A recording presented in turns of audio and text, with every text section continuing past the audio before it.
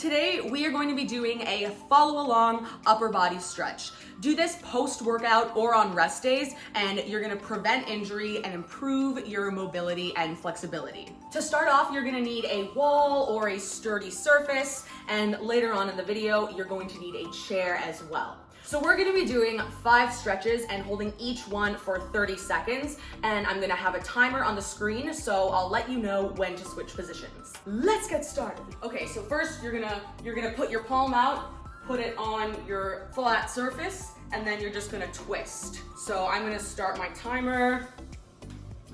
So if you have something like this, you could even hold on to it, but I wanted to show you it with a flat palm. So you're just twisting as far as you comfortably can. If you're less flexible, you may not want to go as far. A stretch should never feel painful. Like, you should feel a little bit of tension, but not where you're like, oh, I'm just ripped my shoulder out of the socket.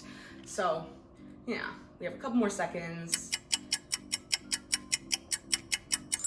Very nice. You should feel this cross like your shoulder, your bicep. Now we're going to switch sides.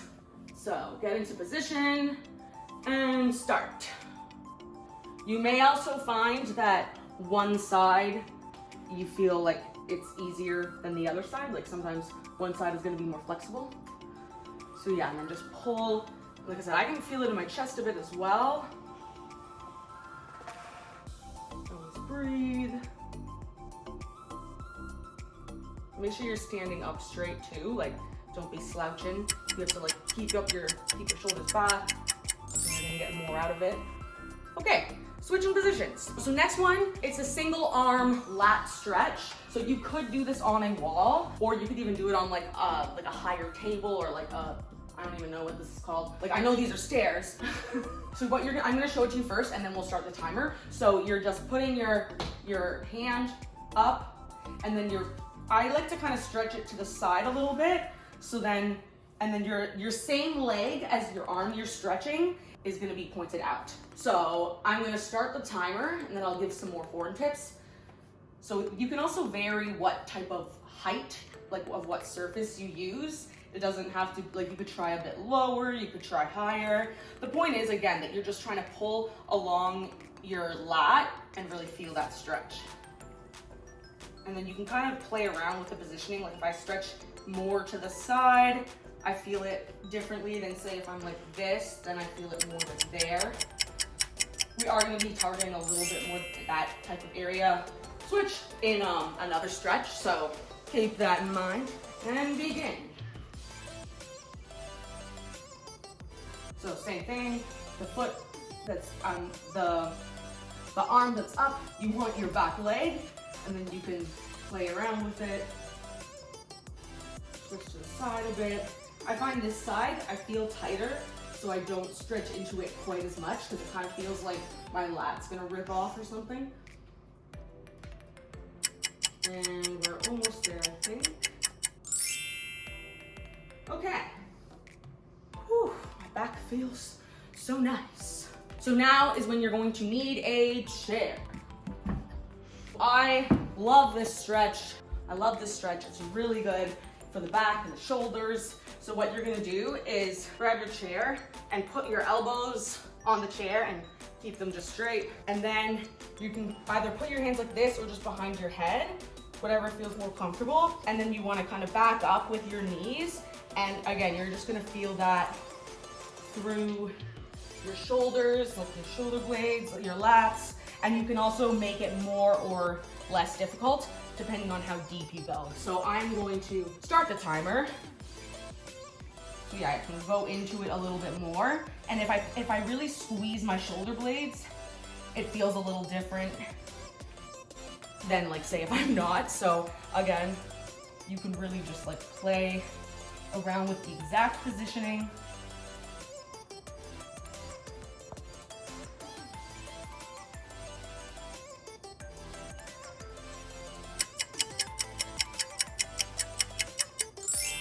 Okay, and that's 30 seconds. For some reason it's like tiring holding that one. So the next one, I'm gonna grab a sip of water. This one It's gonna include Dexter. No, it's not.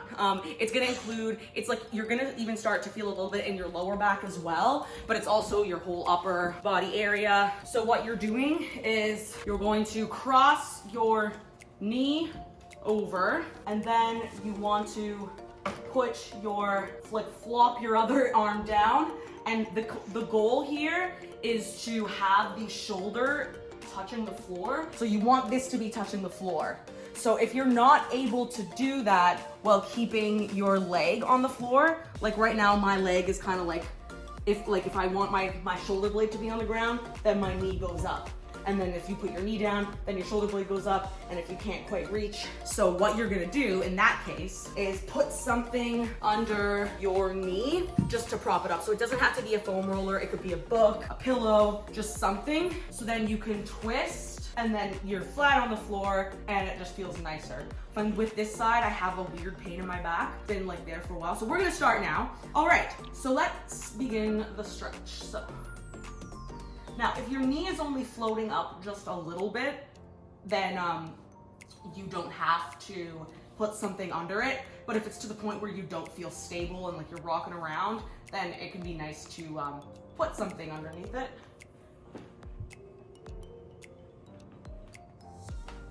So obviously you can feel this in like your shoulder blade.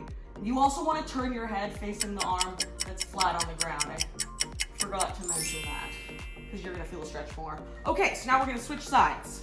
So, I remember when I first did this stretch, I thought it was like so confusing to get into it. So, you're crossing your knee this way, putting something under the knee if you have to, and then bringing it down. So, let me start the timer. Oh my gosh, my back is tight today. Like I can usually, ow! See, so some days it's like leave your ego at the door. Some days, like you could be able to do this and you're like crazy flexible. And then some days I'm like, ah, gosh, ah. So, now. Just breathe. I have not been breathing. Okay. Oh, I'm gonna come out of it like nice and slowly, take some breath. Last stretch we're doing is for our wrists, your wrist flexors and extensors. I'll just quickly go over it first. So first you're gonna hold your palm upwards, and then you're just gonna pull.